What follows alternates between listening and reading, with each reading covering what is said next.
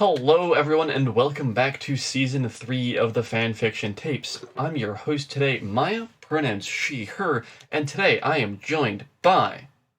Dylan. I'm the he, him guy. Hi. And Bryon, he, him. And I am our producer, Ian. Also he, him. I don't know why, but every time we do this, I make a gesture with my hands and I hold it until we finish with that. Anywho, today's topic is all about ships. Rare and common, many people tend to have them, and sometimes they cause problems with a capital P. So the Titanic was built on... Oh. No, Titanic posting is saved for another day. I thought we were talking about boats.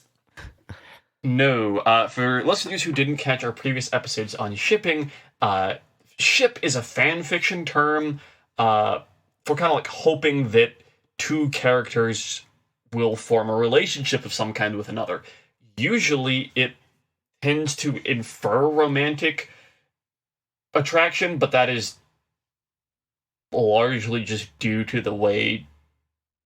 I'm not going to get into allonormativity in the first opening minute of the podcast, but it's that is really not a formative condition.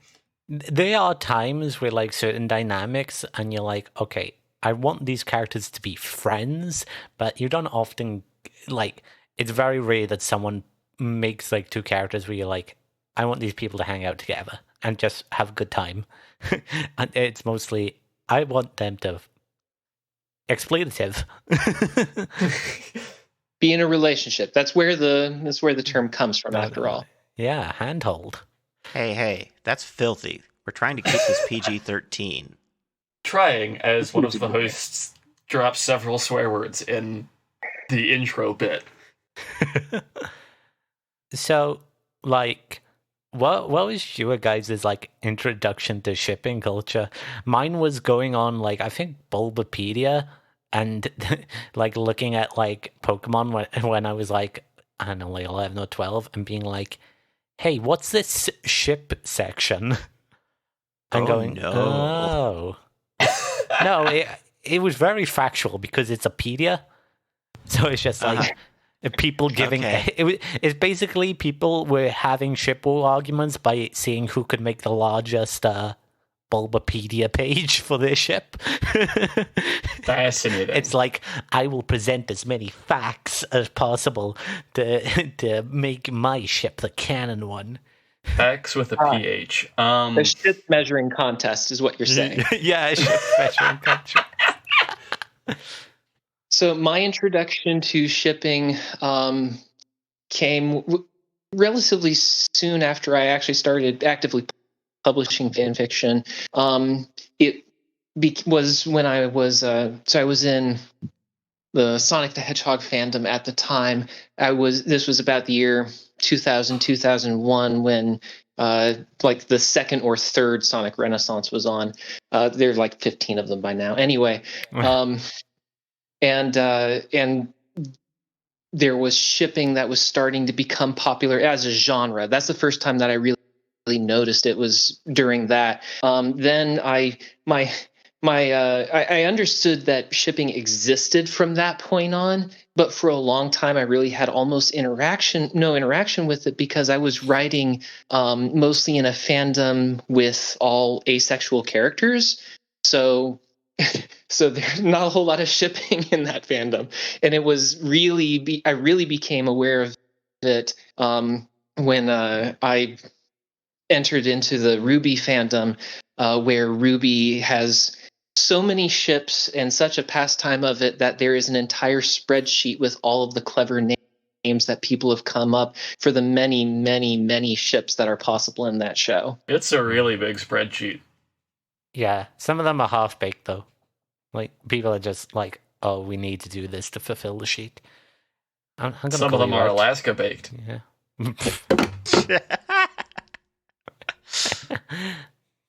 Maya, what about you? When were you aware of shipping? Okay, so I gotta ask this, because there's two answers I can see here. Do you want, intro to shipping culture, or, the first time I shipped a character? Because those are two very different answers. Culture, because I think we've all had moments when we were really young, these characters should get together romantically. And then they don't, because that's like every cartoon ever, because cartoons were cowards. I mean, I watched Mythbusters instead of cartoons, so I didn't have that experience. But yeah, in terms of culture, are you sure? You didn't The ship. first Sonic the Hedgehog show actually made it happen. Okay, they did not chicken out. Like this, like the last frame. They cored it. But yeah, for culture for me, it would probably be Ruby, and I'm going to make most of the call feel old as balls here, because that would have been probably near the end of my time in high school. I didn't really get involved in fandom until I was a senior in high school. So yeah, I existed adjacent to fandom for a while, and then I joined the server that we all met in, actually. And it's all downhill from there. Mm-hmm. Yeah, so I mean that happened. That's a similar time in my life to when I first became aware of that sort of thing. Just a different year. Yeah, it's sort of similar. I'm the one who was aware of shipping before, and it's through Pokemon and people trying to Wikipedia the fandom into the canon. They ship into the canon, one in the fandom. And kind of speaking of this is a bad transition, but actually, wait, we didn't ask Ian. No, you didn't. Ian, do you ship? Probably the first time that I've actually engaged with fandom culture in a major way is actually with Ruby. First via the r/Ruby subreddit, and then with the Crow's Nest. I did watch cartoons as a kid. I don't remember ever wanting to ship characters, so I don't think that's a universal experience, Dylan. I'm just look. Well, it's not like I know apparent people before they know me. It's like I'm just such a romantic fuck. Is what I would describe myself as. So I'm always looking at that's what I find value in storytelling is relationships, not just romantic, but just relationships in general. So I'm always yeah, that's cool. These people are connected. They have a thing. There's a universality to it, right? The idea is that relationships with other people make those people happy, and when we are fans of characters, we want for those characters to be happy, and so this is a way for them to be happy, and that makes us happy. So shipping is very understandable. It's very basic. It speaks to universal properties of people. Okay, maybe you want those characters to be happy, but sometimes I just want to put them through some trauma. Yeah, but also we just noted that I'm the only one here who watched mid to late 2000 cartoons. Yeah. Well, no, I've seen them, but after I was already an adult. Yeah, yeah. You went in the trenches, Maya. So do we want to get on to the main crux here, Maya? Yeah, rare and common ships. The reason we're having this episode. Generally, rare ships. I'm going to start off with this definition, even though in the script I kind of internalized it as a definition based on the other one. Anywho, rare ships are usually going to be ships between characters that don't interact much. Not necessarily. That's just, they tend to be that way. That is a pattern. Because these are ships that are not necessarily super common in the fandom. Not many people pick up on this ship, and that usually tends to happen more with ships that aren't canon. Right. You can also have rare pairs between minor characters, right? A lot of times those minor characters can be canonically together, but it's still a rare pair if they're side or minor characters and not that many people care about them to the same degree. Yeah, that actually explains a lot, because at first I thought you were talking about as in they're under the age of 18. I was like, Oh, Huh? Yeah, other kind of Because- minor. yeah. Yeah. Yeah, they have hard hats and pickaxes. Yeah, no black ones. Yeah. Yeah. And I think, and then how do you define, like, when you talk about a relationship to a common one? Because common ones aren't always just like the canon ones. Because you could also get something like, if we're going to use an example, like something that's like extremely common is a lot of like male loving male ones that obviously aren't in the actual show because we live in a society. But there'll be extremely common ships in fandom, or like you'll get something like, you know, typically something like Draco Malfoy, Hermione, which like within the context of the story makes no sense, but people are like, this is an opportunity for me to write like this specific, Wait, that's a thing. a common Harry Potter ship? Oh yeah. Oh my gosh, yes. Fascinating. Yeah. Oh my gosh, yes. You want to talk about shipping? Like, I'm not like involved in the Harry Potter, but I've seen it from distance, and it'll be like, oh yeah, this character who like is mentioned in the book and has like 2 lines in this one book. Oh yeah, they have like 1,000 fan fictions which they're involved in, and I'm like, how? You know what? This explains a lot about the Locked Tomb. It's basically people assign or like treating minor characters or like OCs or like, you know, like plot fillers, and then like it's also like when we talk about race ships, they're also like stuff like you don't realize are common ships until you would go into like a fan fiction fandom. Like you wouldn't think by like interacting casually within a Harry Potter fandom that people would ship that, but the fan fiction fandom within about Harry Potter would then, which is very interesting to speak about. Is like also this disconnect between the fan fiction fandom and the fandom itself. Yeah, I mean, I can't really say I've ever read any, so Yeah, but you also can get like some very insular parts then, where you're like, why is this race ship got like 70 things about it? Like, these are 2 extremely minor characters who never talk in the show, and then you find out that like one fan fiction writer wrote something well, and people got inspired off that one thing, and that made its own fandom within itself. You know, and that's something that I think is very unique and very exciting. Is fan fiction can make more fan fiction. Yeah, derivative fan fiction. Yeah, Second order even. yeah. Ah! Math jokes. And so that's one of the, and you bring up an interesting point when you talk about inspiration, that there's a question of why people would write for a rare ship or why people would write for a common ship. And there's some trade-offs that are inherent there.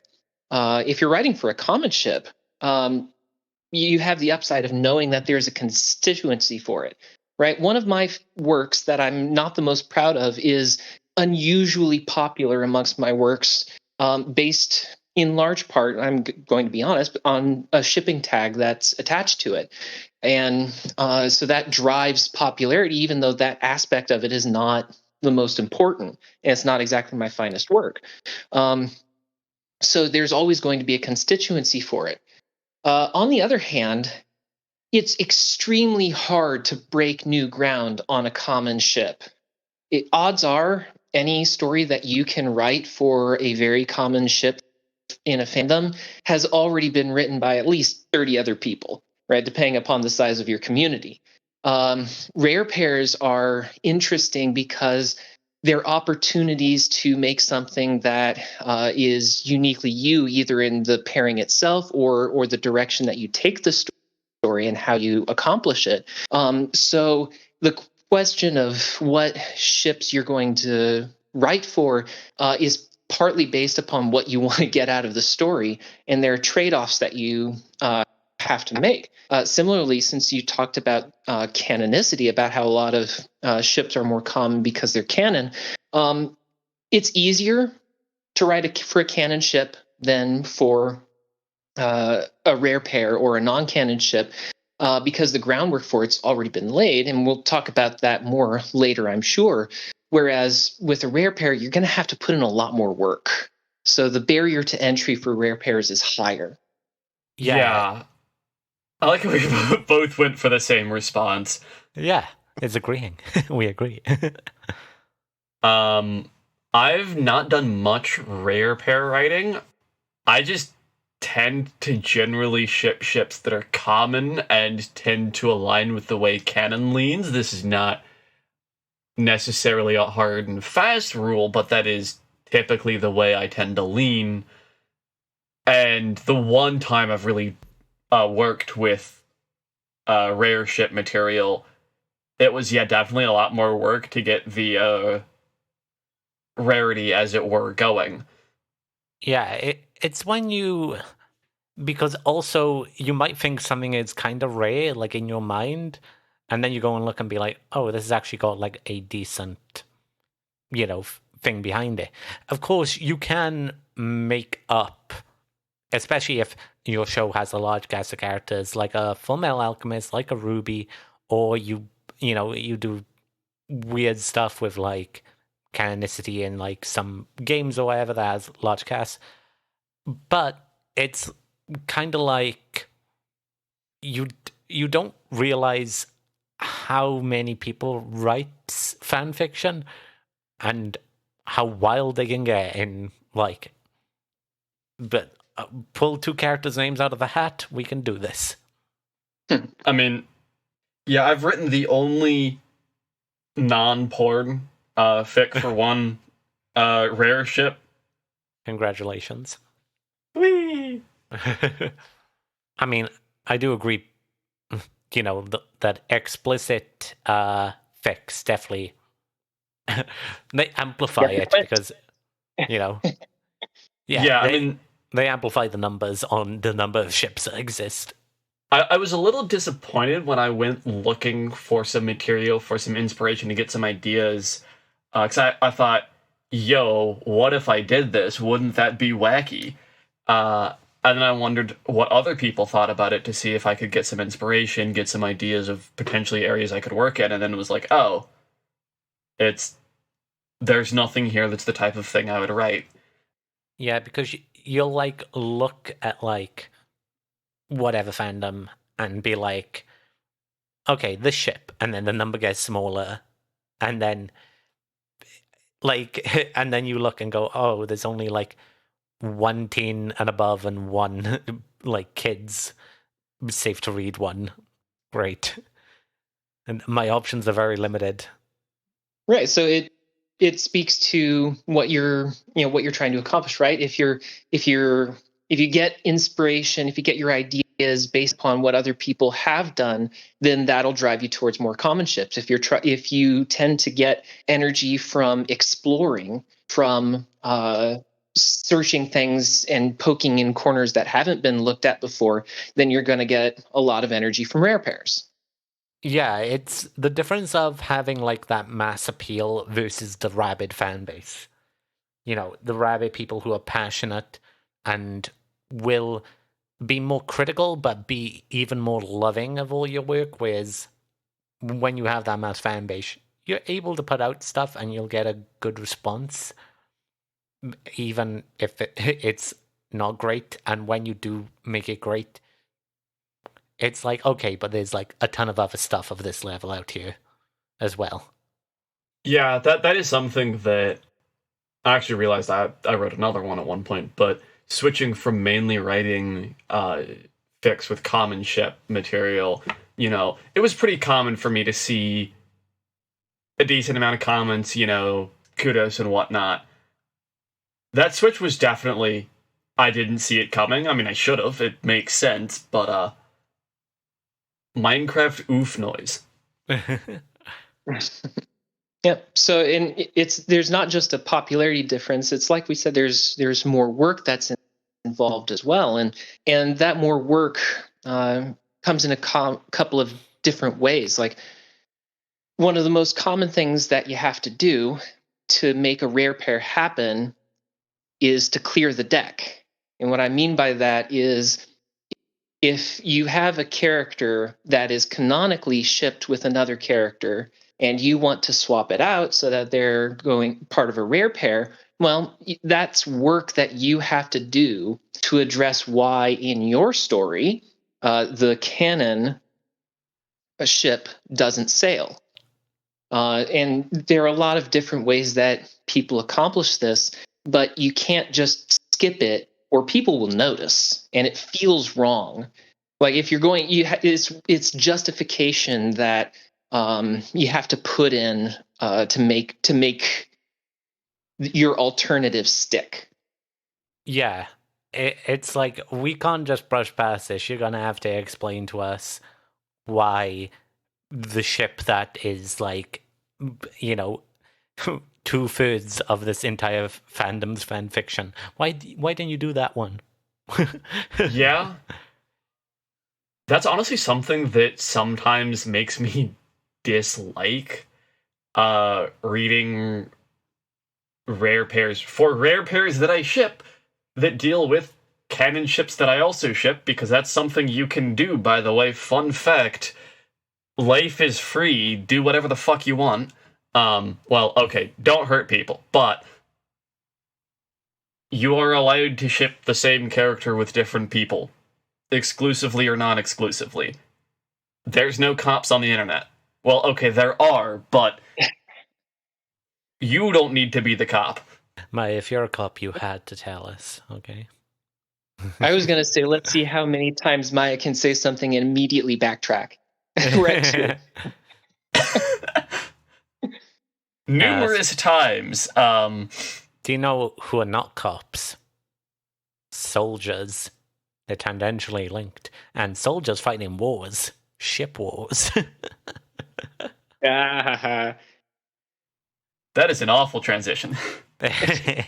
Well, that's part of the discussion that we're having about clearing the deck, is that anytime that, like you said, anytime that you are going to have a ship that goes against canon, you're inevitably going to have people. There are inevitably going to be people, whether they say so or not, who are like, why didn't you do what the canon one says? And so, depending upon the fandom and the nature of the people in it, this can get pretty heated. Different fandoms in different places are cooler with it, but it is a fact of certain fandoms that that breaking down a relationship to make another one happen, it can be controversial. Yeah. One of the more dangerous ones, though, is when you're in like a middle of a show and there are two viable like ships. Oh, and no. Those ships hate each other because they both Ruby still, moment. yeah, they're both still Twilight. fighting for canonicity. Yeah, it's like, no, mine's gonna be canon. No, mine is canon. Your creator said this, blah blah blah. This one's going to be. It's like, oh god. Or about 5 years during the middle of Twilight. Hold on, let me Google when those books came out. And so there will be a temptation sometimes that it sort of depends upon your appetite for confrontation. The way in which you clear the deck, right? Or the way in which you state, or the way in which you set up one ship vice another. There are a lot of different ways to do it. And the rougher a method you do that, or the more you denigrate one of the characters or their ship, the more evocative it's going to be, the more provocative even. So that's something to keep in mind when you're thinking about how you're going to clear the deck. Am I clearing the deck by making it so that this just doesn't work, or am I clearing the deck by making this character be stupid?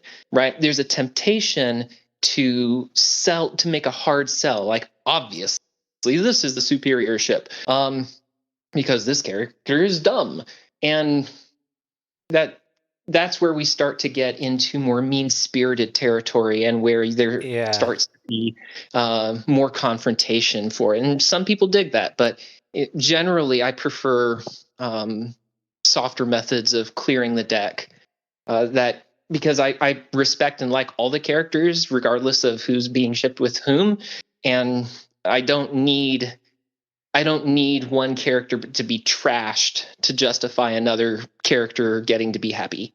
Yeah, I've definitely read stuff in the past where they suddenly decided that, like, oh yeah, this total good guy, I need to make him a big asshole, a villain, so I can justify this ship. It's Yeah, that's like you're looking at it and going, that's kind of cringe because this is so out of character for this person, and I don't, and you've not justified it. It's literally just jealousy because the other ship yeah. is happening, and that's like, I don't think this character would even be jealous. He'd just be like, sure, fine. Right. The hand of the author has become too visible in those cases. Yeah. We can see the hand of the author coming up through the ass of the character and at its mouth. Which is particularly graphic imagery, but I think it fits. Yeah. I definitely think that to accurately portray, you can have, you don't have to portray people with villain or even disregard the feelings of that character, but write these characters like how they would be written. Maybe they are a bit heartbroken. Maybe they want to interact with that character who didn't get this fanfiction isn't about that ship, but you can still focus on that character and make that character interesting within the ship itself. Explore that. That's fun. That's interesting. Or you could just have them take it like water off a duck's back and be like, well, I kind of guessed that I was losing anyway. You'd be very happy. And nothing is as good as like a redemption story for that character then. Being able to find their own happiness, maybe even with another rarepair or a fun ship that they're, not often involved in. Because you can also have multiple ships in one story. Yeah, so let's make this concrete a little bit, right? So we talked earlier about how in the Harry Potter fandom, for example, there's a very common Hermione and Draco ship. Well, canon has Hermione together with Ron. So how do we go about clearing the deck so we can get our Hermione and Draco story? Method one, which we have already addressed, is make Ron so massively unbearably out of character that Hermione can't stand him and she flees into the arms of Draco. Well, again, hand of the author is super visible here, obviously provocative, is going to start a lot of fights on that basis and others, right? Another thing, but there are other ways that you can do. You can have, for example, they start a relationship, they start to drift apart for whatever reason, and not because either of them are bad people, but because of some sort of fight that they're having or some sort of basic incompatibility, and have them, in this case, you're treating them both with respect as still people with all their idiosyncrasies, but you are making it happen in a different way that still allows the characters to function and breathe as they are, but still ends up clearing the deck. Yeah, I mean, shit, sometimes people just don't work as well as partners or even as close friends, but work better as a different type of interpersonal relationship. Or And there's through no fault of anyone. There is the other option, which I've seen other authors who dislike certain characters will do. It's like, I don't want to make this character a villain, but I'll kill them. Because that's another thing. If you could, it's just like, oh yeah, Ron died, and Hermione's really messed up about it, but Draco's going to be a rebound. I mean, honestly, that one I mind less. Yeah, because it still like kind of respects the character, but it's just kind of like, I don't need you here, so I'm just going to throw you in the death pit. Yeah. So another thing that you can do, especially if we're talking about your '90s cartoons example, right, where the characters have a relationship that maybe is not romantic yet, but like would be if the author, if the writers were able to. In cases like that, you can have them not even get to the romantic relationship part. I read a wonderful story wherein two characters who have been together for a long time were never took that extra step to make it a romantic relationship. One of them tried it, and the other said, you are my platonic life partner, but this isn't us. And that ended up clearing the deck for each of them to get their own romantic relationships while still being tight with each other. And so that made everyone happy. Yeah, we're basically going through like how, you know, the sort of like, okay, person in popular ship becomes bad guy for other ship to be good. Like, it's, I don't want to say it's bad because it can be executed well and well written, but it's a trope I don't like because I feel like often they're turning characters who are not like that into like, oh, the ex you gotta run away from, or something like that, and it's, it also brings in like elements of stories that you might not want to see a lot of the time when you're looking for that ship, because it's like, okay, now the story has to be about this thing, and I don't really care for this aspect, Right. The character A and B broke up because character A turned abusive. Okay, congratulations. Your fluffy romance just turned into an abuse story. Great. Good job. Yeah, Which, and if that's the story you're setting out to tell, then that can be interesting. But if you're trying to tell a story with fluff, especially if you tag it with things like fluff, and then you start it with that, you're going to be taking people's kneecaps in a not fun way. Right. There's tonal inconsistency, right? When you use a method to clear the deck, you need to choose that, not at random, right? A lot of topics are loaded in themselves, and we don't want to treat those lightly, right? If to use our same example, if the reason Hermione broke up with Ron was because he was abusing her, if you want that to be like the story's about that, that's one thing. If that's just your method to clear the deck, and then after the first couple paragraphs it's not important anymore, yikes. yeah, at that point, just say, we grew apart. Because that gives the same, it gives you the same conclusion. It's just this one you're trying to make Ron look like an asshole to do it. Yeah. So rare pairs, like we said at the start of this segment, generally have a higher bar to clear because like rare pairs tend to be non-canonical. And of course, if your rare pair is between minor or unimportant characters that may not have ships, or you're writing for minor characters who are in a relationship, then you don't have to clear the deck, or you have to put less work into it.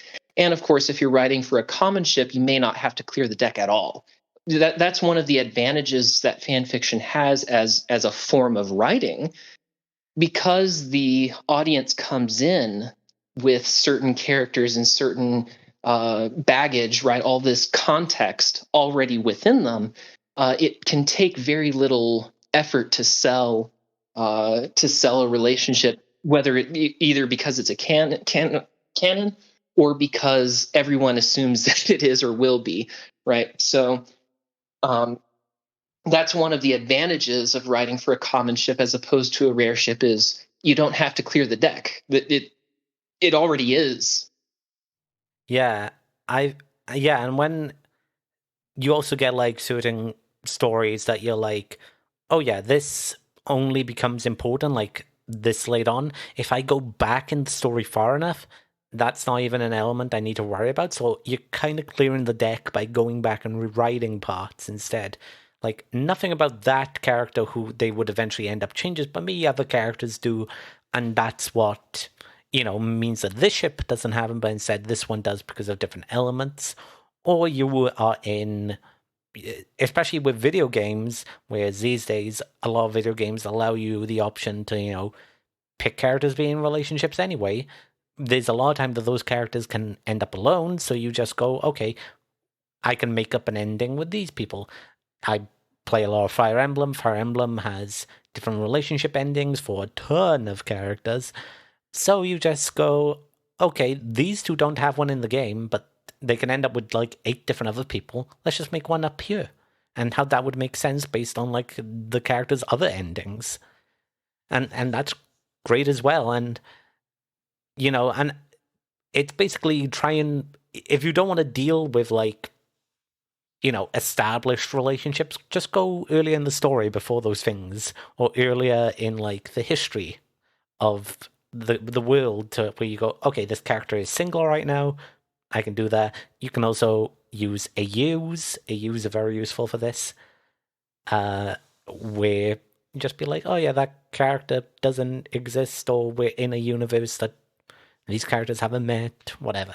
You can find ways around it. Yeah, yeah. Excellent point. I'm so jealous that you came up with that. You got to that first. Yeah, yeah. Going back to an earlier point of the story, of the canon story, to where relationships haven't formed is one way to clear the deck and nudge the story in a different direction. Another thing, and like you said with AUs, and it doesn't even have, you don't even have to erase or use the AU as an excuse for a character to not be part of it. You can, if it's an AU where a character is different for some reason. So to go back to our well-worn example, for if we had an AU where Ron doesn't end up in the same house with Hermione to allow their relationship to start to bubble up, for whatever reason he ends up in another house. We have the character of Ron more or less intact, but now there's not the same connection that he has with Hermione, and so we don't have to break that down at any point. It never forms, and so that has cleared the deck without hurting anyone's feelings. Yeah, you just look at, like, you make one change, and it's like, that change allows me to do a lot.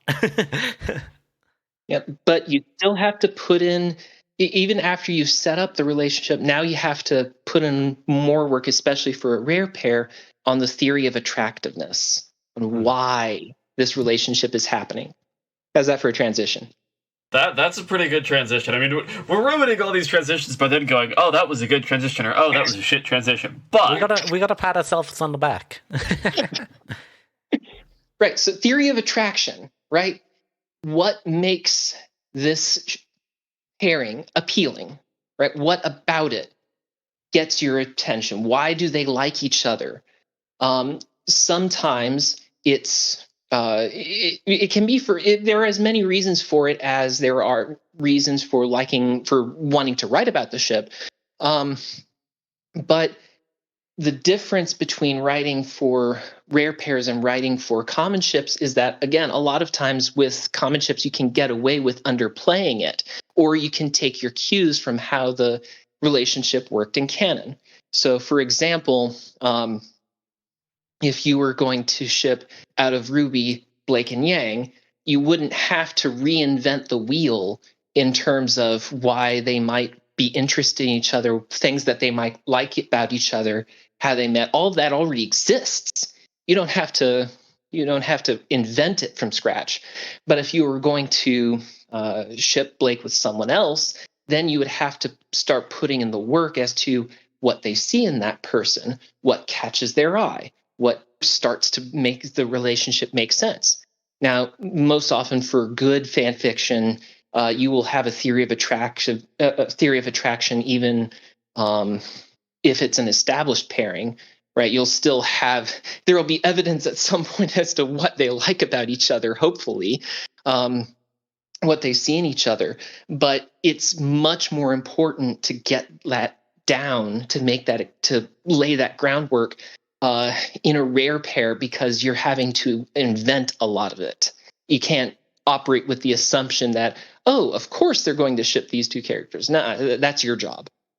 Yeah, you've got to sell it to, people who, because you are a rare pair, you don't have that built-in, like, audience, because it's like, only 5 other people have written about this. Those 5 people will like it, but what about past them? So then you're looking at people who like the characters as individuals, and then beyond that, it's like, okay, now I gotta really put my working boots on, because if you write a common pair, you also have a lot more to take from.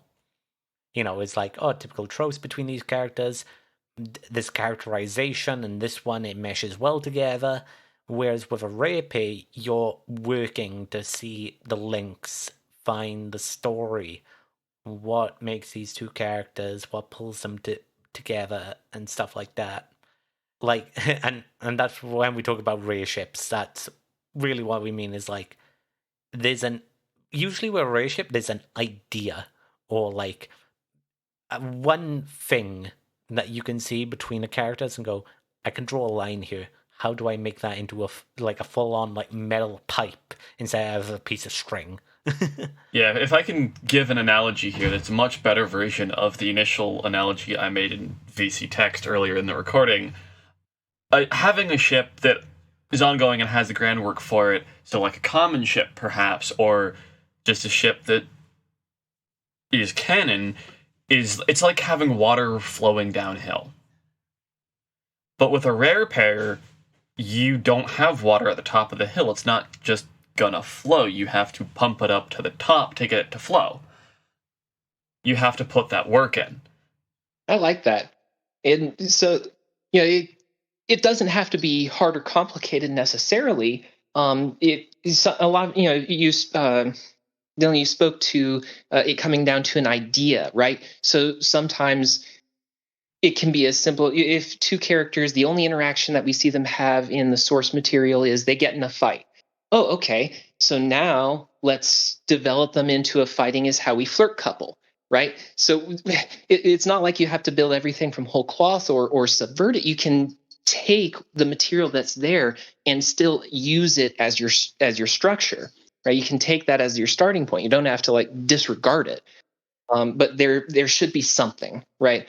A negative example that I saw once was a character encounters another, and they can't keep their attention off of character B's breasts. And like, okay, that's kind of legit, except there are like 80 million, there's 80 other female characters in the class. You have not actually established a theory of attraction here. You've just made the character a perv, right? Because there's no reason for character A to be looking exclusively at character B's boobs when there are lots of other boobs there, right? That's not a theory of attraction. That you need to do more. That's called a stalker. I mean, technically no, but very good starting grounds for a stalker, yeah. Only saying at one specific pair? Well, I mean, technically the act of stalking is more involved than that, right? Right. And so that's what I'm saying is that it should be something about the character, right? It should be something about character B that is particularly attractive to character A, or is a particular reason for them to have an interaction or seek out interaction with them. That's what we mean by theory of attraction, is what about B draws A to them. So both for rarepairs and just generally speaking, it should be something about those characters and not something generic. Yeah, you got to make sure that like element is also like a way you might want to do it is like you build the same character slowly. So imagine you had two side by sides and you add like each element, and you wait until you find that element that would make the character go, I like one, but I don't like two. It's like maybe strip away stuff from the characters until you go, that is the thing here. Also, kind of something related to this. And I should hope most of our listeners already, at least if they've been listening for a while, would know that you should probably do something more than just take your main male lead and your main female lead, and because they're the main male lead and the main female lead, go, they must relationship. I mean, it does happen quite a lot. Pain of early 2000s cartoons. I mean, not only early 2000s. I mean, that's just most media. Most media are like, oh yeah, Jon Snow and Daenerys should totally get together. It's like, why? Why are you pushing for this? They're related. No. Heteronormativity. Voice crack. Yeah. It's funny when I root against that. Like, I'm just like, nah. Get side character from this episode. That's his main ship. Get her in there. You know, we go. But I know what you mean. It's like, how boring would the world be if it, it's like, oh yeah, it's gonna be Vi and Jace. Great. Like, Don't that's the just kind of thing. I guess it's like kind of encouraging doing more than, yes, this character is X and that character is Y. Haha, chromosome pun. Which, fun fact, terrible thing at determining gender. Does not have much effect on it necessarily at all. But I digress. Where was I going with this? Right. Do something just kind of more complex than stapling characters together because societal norms say they should be together. Yeah, it's like, oh yeah, the most important boy in the story and the most important girl in the story have to get together. Like, Like why? Like, nah, just do. It doesn't even have to be, it doesn't have to be gay. But of course, we always champion that. But even just like, oh yeah, that villain, he's into the villain, and she's into this side character who's tangentially evolved in the story, but he's really cool. Like, that's way more interesting. And guess what? Main male and main female being very close friends, that's also interesting because they got no romantic involvement. And it doesn't happen often enough. Yeah, like, people who are like, yeah, no Ruby and Jean shipping, please. Yeah, I mean, it's more popular than more common, I think, than you give it credit for. I mean, Luke didn't get the girl after all; Han got the girl, right? But no one would mistake Han for the main character.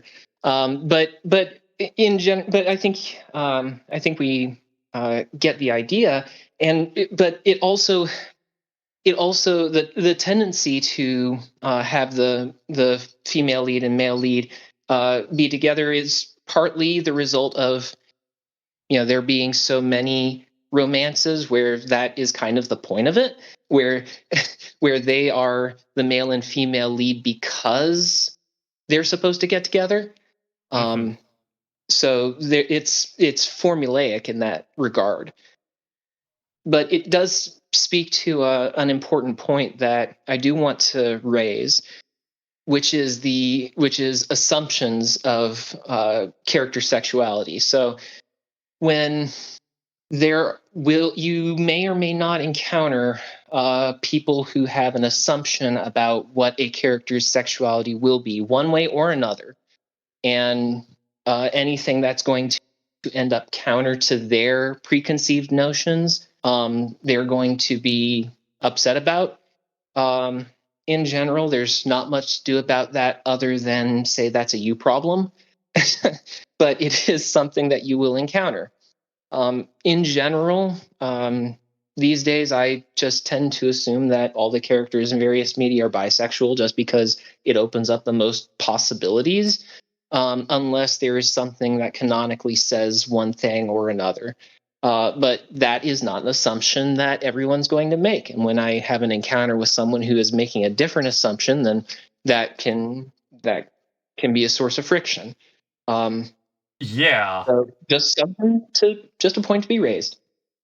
Yeah, and thank you for bringing that up. That was something that I think I actually probably mentioned during one of our last shipping episodes. Or maybe I didn't, because some of the incidents that happened with Twitter hadn't happened yet. But if you do headcanon, even if there is a popularly accepted headcanon of a character being a certain sexuality, whether that is a queer sexuality or not, and someone who has a differing sexuality on that, something that maybe you feel invalidates something for you, just don't be a jackass about it. If you don't like it, don't read it. Move on. That's... you don't you can frankly just kind of forget about it. It does not have to be your problem. Yeah, like it's called fan fiction for a reason. At the end of the day, it's just fans taking elements they like or they want to play with and then writing it themselves. If they want to take a canon straight character and make them gay, that's fine. Same thing the other way around, because ultimately they are writing for themselves or a small audience that agrees, yes, I want to read that. They're not writing for you. You don't have to read it. You can read the other stuff. Yeah, it's funny that that you two were addressing the same topic as speaking to readers, and I was addressing the topic speaking to writers. That I think that's fun. But this is where tagging can be a big thing for communicating what the nature of the characters and what the nature of the ships therein are going to be, because a properly tagged story can forestall a lot of that by essentially waving the go away flag to people who aren't going to be interested in that given pairing, right? And so properly tagging with AO3 and AO3's tagging is particularly powerful for this, but properly tagging the story is important not just for bringing in the clicks, even though it does that, but it's also important for setting expectations with potential readers as to what is going to be coming, which is kind of an issue for me because I tend to undertag because I'm like, why? This is something that I want you to develop with and be surprised by, even if it makes sense later. But like, how can I surprise you if I tell you what is going to happen in the tags? So I I have eternal angst about how to use the tags, but that's a me issue. The point is that's pertinent to this discussion is that properly tagging your story can do a lot to make sure you reach the people you want and give the people who don't want to read it fair warning. Yeah, there's a couple of tags out there for fanfic where if I see that tag, like 9 times out of 10, I just won't read it. I'm just moving past. And it's not because it's bad writing, it's not because I think the people that write for that tag are bad. None of that. That's not the case. It's just I don't tend to enjoy it. It's not what I'm looking for. And sometimes in certain cases with certain authors, I'll go, you know what? I like this author in particular. I'm curious on how they might do a take on it. Or if in combination with other tags, I'll go, you know what? I kind of want to see what they're cooking here.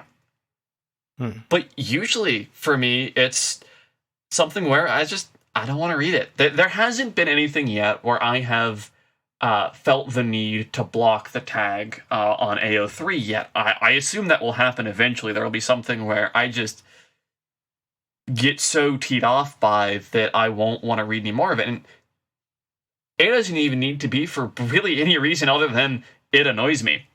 Curate your online experiences, folks. If there's something that annoys you and you don't want to be annoyed, block it.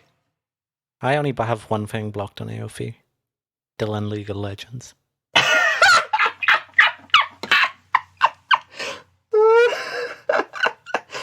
But this discussion of tagging, isn't this a lot? When I was listening to you describe the how you are interacting with the tags, isn't that sort of the difference between common ships and rare pairs in a nutshell, right? The rare pairs are tend to be the ones that people skim right past unless they're specifically looking for it, unless it's there's something else that draws a person to a story, and the common ships are the ones that people look for. I think you just sort of gave an encapsulation of the typical interaction or relationship between people and rare pairs and common ships. Good job. There's another thing that I want to talk about that's not related to this, but it's just like a question I want to pose to you guys. It was something that me and Maya's partner were talking about, as we typically do We were talking about how we were playing Baldur's Gate 3, and I asked them a question about how do you feel about every like romanceable character being bisexual? And they were like, I don't mind it, whatever. And I said, I hate it. And this comes from like not just Baldur's Gate 3, but other games I play where I hate avatar sexuals.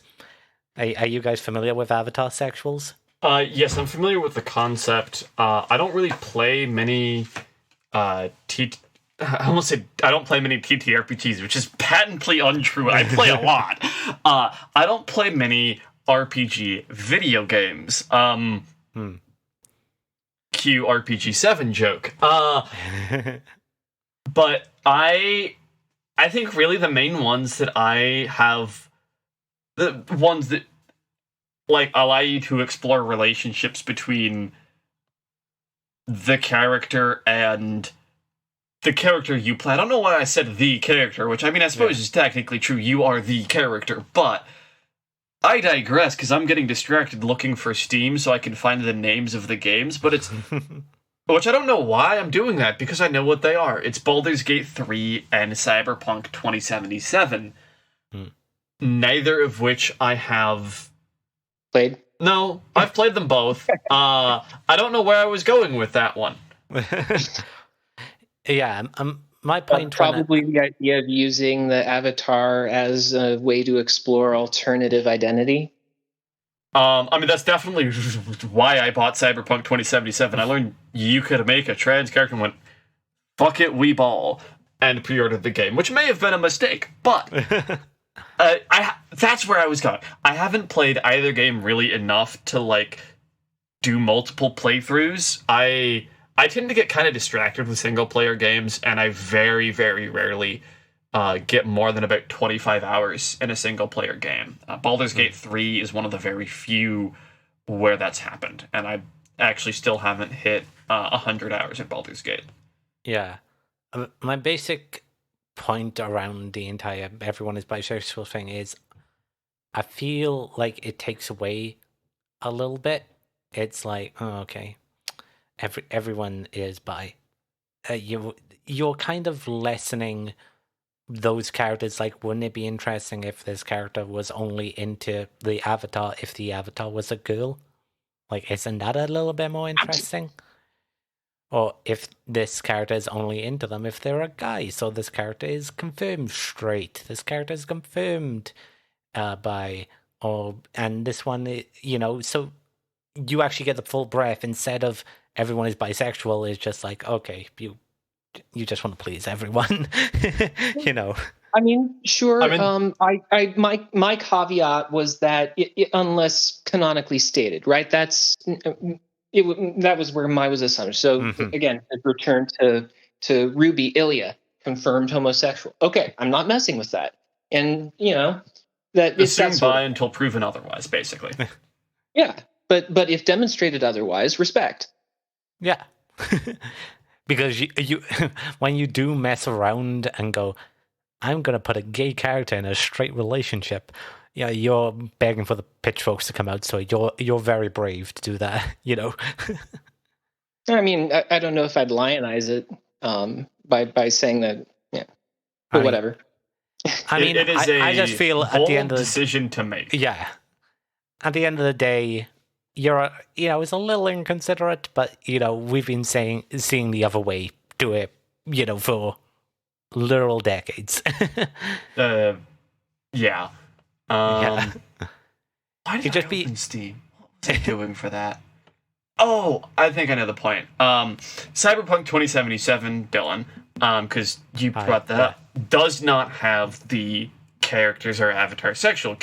You can only romance certain characters with certain genders. So those are like really the two like big RPGs that I have played where you can do that, and well, I mean, I guess Skyrim, but like, one, I haven't played it in like 5 years, and two, I didn't really play that much Skyrim. I got a little bit far into it and got bored. Yeah, it's an old game. Yeah, this comes from basically my like relationship with like Fire Emblem, where the avatar is able to romance certain males and certain females in gay and lesbian and straight relationships. All that. But in Fire Emblem, you can also have characters that are not the avatar relationship each other as well. And while if you are playing a female avatar, you can have, like, say, a lesbian ending with Edelgard.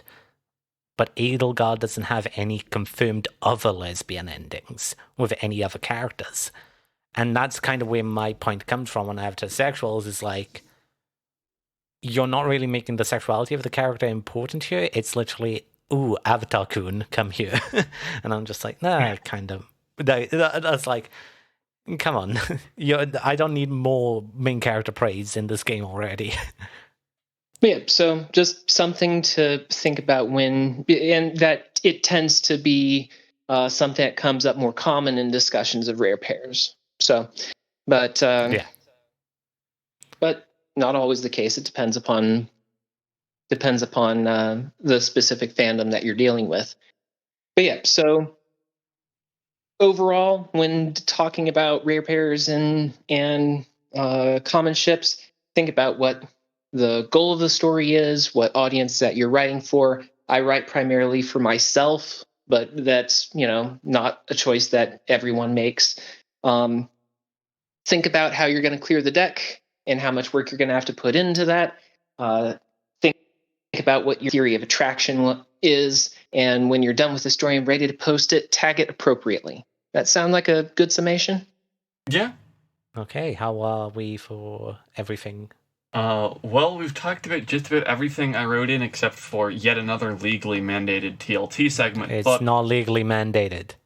Stop it. Yes, it is. Anyways, we are also kind of at time.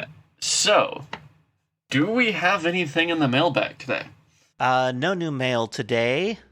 If you want to yell at us about anything that we got wrong about your ships, our email is fanfictapes@gmail.com. I'll go ahead and forward those on to Bryon. You can also leave us a comment on our YouTube channel or a review on Apple Podcasts. We also like receiving any ratings on Spotify. You can also reach out to us on social media. We currently have a presence on Twitter, formerly X.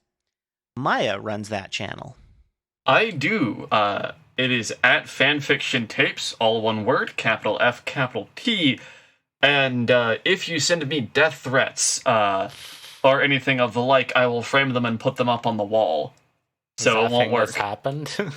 No, but I'm hoping that would intimidate assholes. And this was the Shipping Wars episode. Like, people have done far more for way less on the internet, unfortunately. But you see, we didn't endorse any specific ships. We very tactically stayed out of the individual wars and simply made note of their existence. Therefore, everyone's convinced we're on their side. Is canon, eat it. And there it is. So, Bryon, do you have any social media or other works and things of yours that you would like to promote on the show? I have no social media because I'm a bit of a hermit, but I do have stories that I've been writing. I've actually been shockingly productive lately, and I'm posting with some regularity. But the main things that I write for and continue to write for, because I really only do one fandom at a time, is a rule. But I'm writing in the Ruby fandom for. I've got a BattleTech AU that I'm posting now. So putting the Ruby characters in big stompy robots and seeing what happens. And then in the more distant future, starting posting in February, I have a role swap, a Penny Ruby role swap story in the works that I will be posting. So I'm looking forward to that because it makes me happy. Interesting. I have a friend who I'm going to have to subject to your mech fic after I read it. And after they watch the show. Wonderful.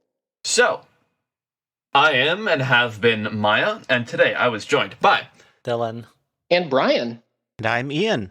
Until next time, bye.